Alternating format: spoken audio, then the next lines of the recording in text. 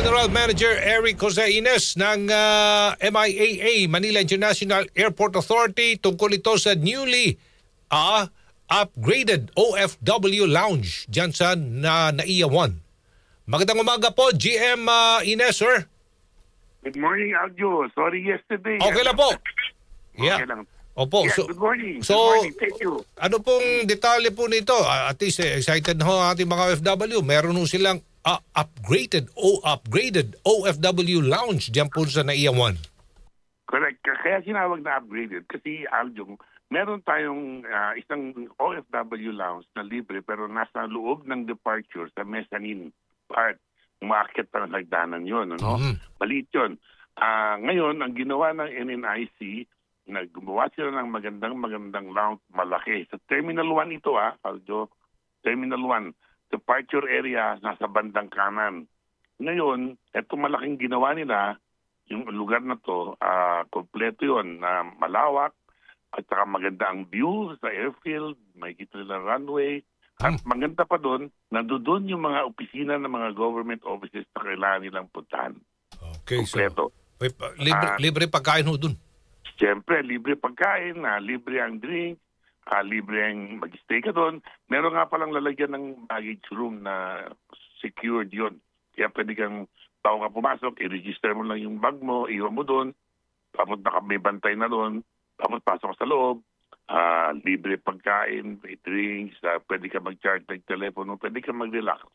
Yun. Kung may kailangan ka sa ibang pisina ng gobyerno, nandoon din. Lahat, nandoon na. Andun na, kompleto, kompleto. Okay, while waiting sa kanilang mga flights, mayroon pa silang privacy, mayroon silang lugar kung saan pwede sila magpahinga, kumain, magdasal. Ayan. Ay, oo nga pala. Buti binanggit mo yun. Meron tayong multi-religion na prayer room. Dedicated yan. Kung kahit anong sinasamba natin, nandun tayo, may privacy tayo doon. Magandang ginawa. At inaugurate yung bago, nagpunta ang mahal natin na unang ginang, si Ginang Maria Luis Araneta Marcos, tapos nandun si Mr. Ramon Ang, dumating din mga 3 ambassadors yata, nakita nila. Tapos maganda Andrew. Aljo, maganda. Okay, sige. Dito naman po tayo sa, ano naman ang tulong na ibinibigay ho ng MIAA sa LTFRB dito sa mga isnabero, mga taxi driver po dyan? Nako, patuloy Aljo ang aming campaign regarding that. Kasi although may nabawasan ng konti, meron kaming na-identify na mga identified na kasambuat na mga APD namin. Masakit na. Pero wala akong magawa kundi suspendin sila. Ngayon, patuloy pa rin na meron pa rin mga paisa-isa o padalawa-dalawa. Pero ang campaign natin against anti-colorum, anti-illegal transport, hinuhuli namin araw-araw. Ngayon, ang LFTRB nagbigay sa amin ng number, 2 number na gamit-gamit ng sino naka-duty. Pwede namin ma-check anytime kung tama yung binipakita sa amin na yung CPC, kung tawagin nila, yung Certificate of Public Conveyance, at saka kung legal yung kanilang lisensya, at kung legal yung mga papeles na daladal nila. Kasi ma-access na namin ang LFTRB sa tulong ng LFTRB Chairman na si Vigor Mendoza at saka ni Secretary Banoy Lopez.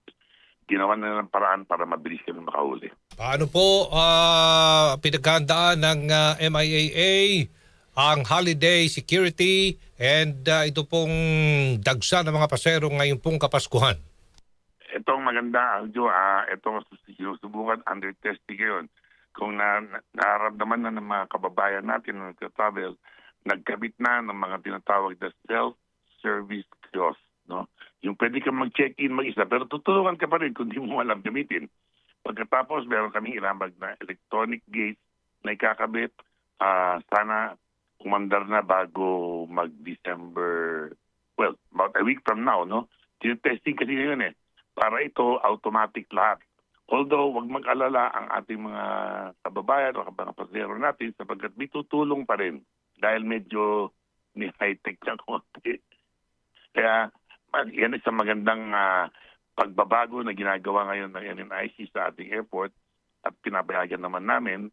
So, at pangalawa, Siyempre, naka-alert na yung mga ating mga traffic enforcers sa lahat.